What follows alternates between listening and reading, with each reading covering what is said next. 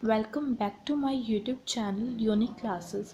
आज हम class 10th की हिंदी पाठ नेताजी का चश्मा के बहुविकल्पिक प्रश्न करेंगे। तो चलिए बिना किसी देरी के शुरू करते हैं। हमारे पास पहले एक ये पैराग्राफ दे दिया है जिसे हमें पहले पढ़ना है और उसके बाद इसके बहुविकल्पिक यानी कि MCQs को सॉल्व करना है। तो चलिए हम पहले इसे रीड कर लेते हैं। मूर्ति संगमरमर की थी। टोपी की नोक से कोट के दूसरे बटन तक कोई 2 फुट ऊंची, जिसे कहते हैं बस्ट, और सुंदर थी। नेताजी सुंदर लग रहे थे, कुछ कुछ मासूम और कमसीन, फौजी वर्दी में। मूर्ति को देखते ही दिल्ली चलो और तुम मुझे खून दो वगैरह याद आने लगते थे। इस दृष्टि से यह सफल और सराहनीय प्रयास था। केवल एक चीज की कसर थी जो देखते ही खटकती थी।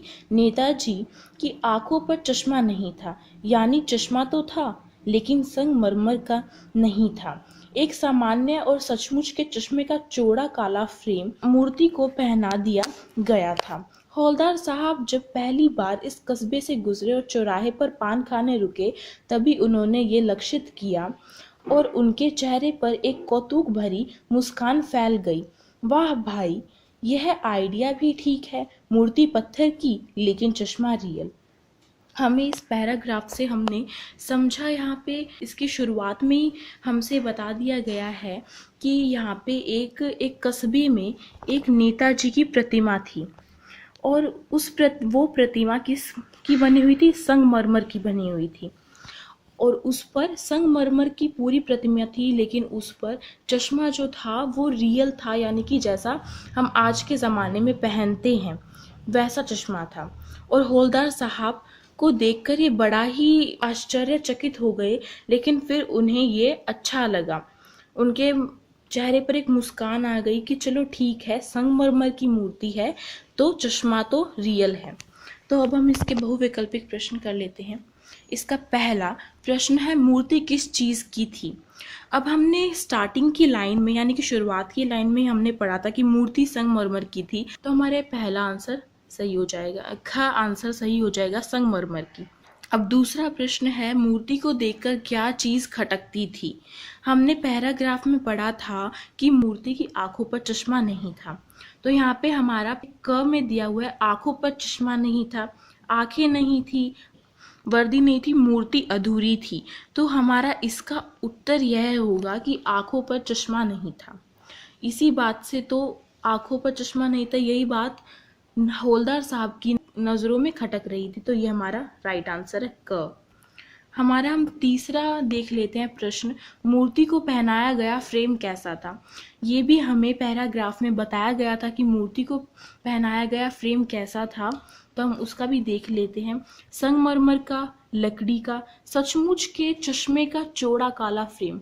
अब यहाँ पे एक बात तो देखने की है कि संगमरमर का तो वो था नहीं, लकड़ी का भी नहीं था क्योंकि मूर्ति संगमरमर की थी।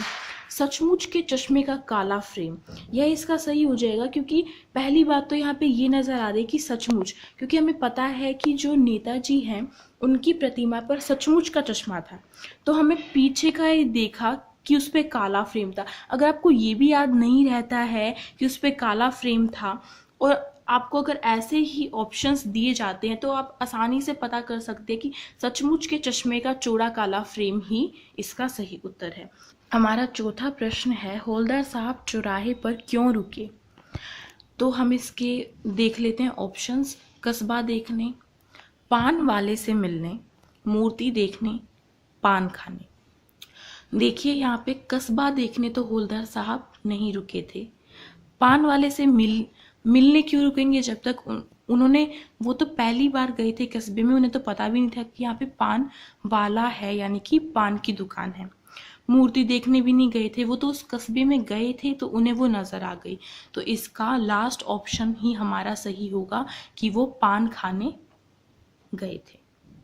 अब हम अपना फिफ्थ प्रश्न देख लेते हैं, पांचवा प्रश्न देख लेते हैं हम अपना। हौलदार साहब को कौन सा आइडिया ठीक लगा? ये जो प्रश्न है ये हमारे पैराग्राफ के बिल्कुल लास्ट लाइन से ही लिया गया है कि हौलदार साहब को कौन सा आइडिया ठीक लगा। उन्होंने हमारे पैराग्राफ में बोला भी था कि वाह भाई, यह आइडिया भी ठीक है, मूर्ति पत्थर की लेकिन चश्मा रियल है। ये बात उन्होंने बोली थी। तो यहाँ पे हमें जो ऑप्शन दिया हम वो देख लेते हैं। मूर्ति पर रियल चश्मा लगाना, मूर्ति लगाना, संगमरमर की मूर्ति लगाना, पत्थर की मूर्ति लगाना।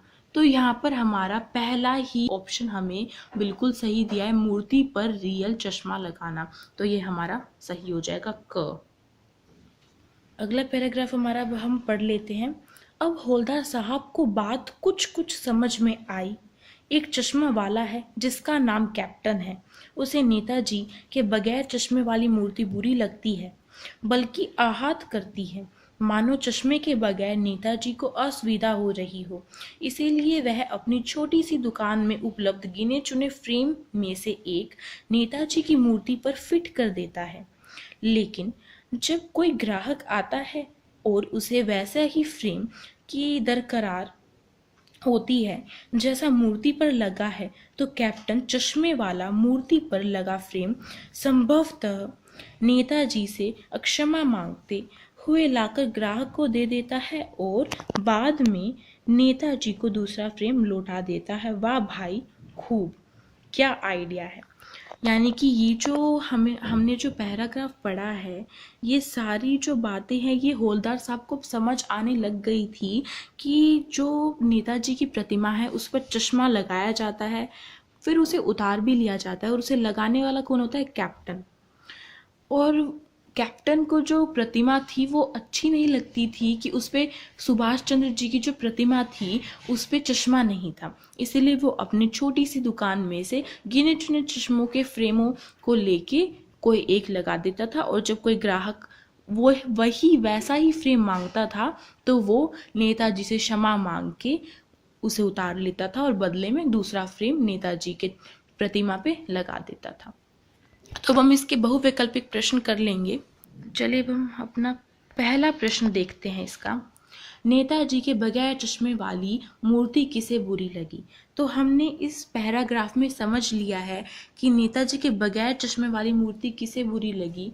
इसके ऑप्शंस देख लेते हैं। पहला है चश्मे वाले को, हवलदार साहब को, नेताजी को, कस्बे के लोगों को। यहाँ पे कस्बे के लोगों की तो कोई बात की ही नहीं गई है और नेताजी को खुद कैसे बुरी लगेगी जब उनकी प्रतिमा है। तो ये भी उत्तर हमारा गलत हो जाएगा। और वैसे भी पैराग्राफ में बता दिया गया है कि जो नेताजी की बगैर चश्मे वाली मूर्ति है वो चश्मे वाले को बुरी लगी।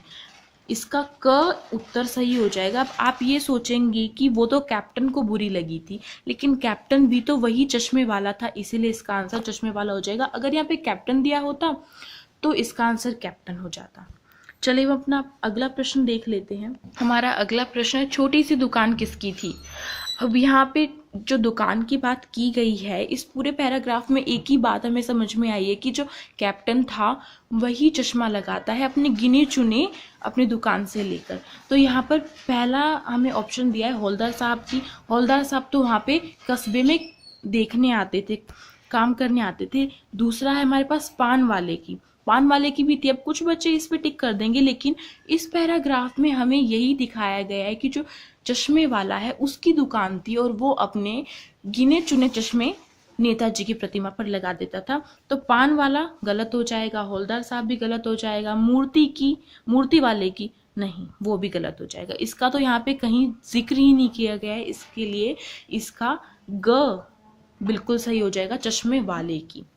चलिए हम अपना अगला प्रश्न देख लेते हैं। तीसरा प्रश्न है, चश्मे वाला मूर्ति पर क्या फिट कर देता था?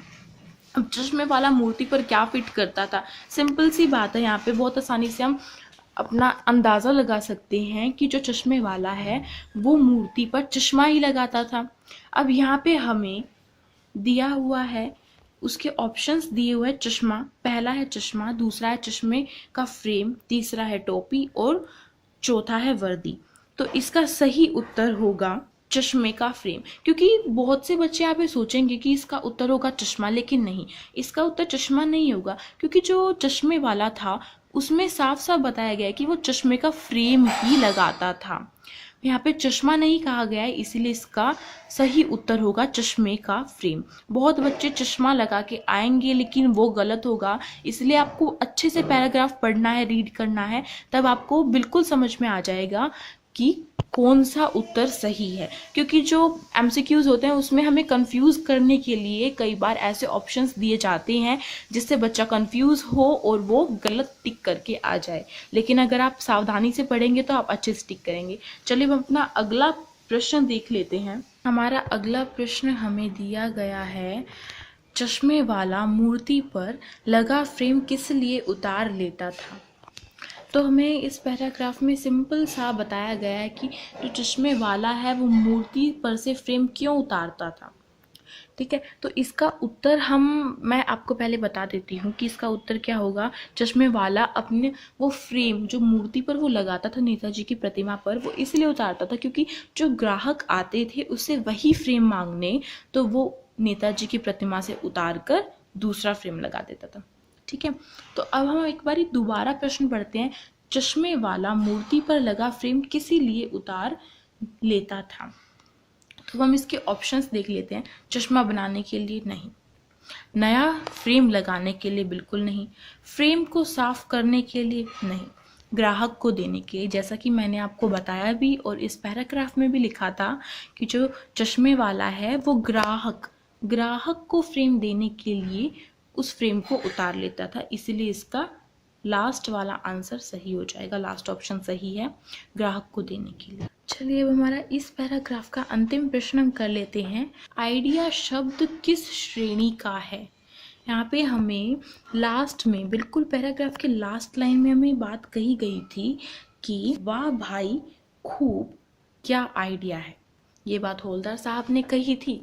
और जैसा कि हम जानते हैं कि आइडिया शब्द जो है वो विदेशी है, यानी कि अंग्रेजी का शब्द है वो, ये बात सभी को पता है। आइडिया जो शब्द है वो अंग्रेजी का शब्द है जिसकी स्पेलिंग होती है IDEA, आइडिया।